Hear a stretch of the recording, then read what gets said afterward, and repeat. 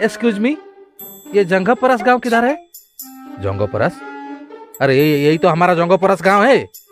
तुम माने किसका घर को कुनिया आया है? कुनिया है का मतलब? आप गांव में रह के इतना अच्छा हिंदी कैसे बोल सकते हो? मुँह आगे छुआ बोल तो हिंदी जानता है। अच्छा अच्छा, अपन क्या जंगपरा जाएगा? हाँ, मैं इस गांव में कोरोना वैक्सीन देने के लिए आया हूँ। हाँ माने मतलब कोरोना टीका? क्यों, पुलिया से पता नहीं चलता है क्या? से पता नहीं है जे, मत तो थोड़ा साहाଯ୍य कर नहीं। साहाଯ୍य? हाँ, मेरा एक मांडू है, उसको टिके कोरोना टीका दे देते।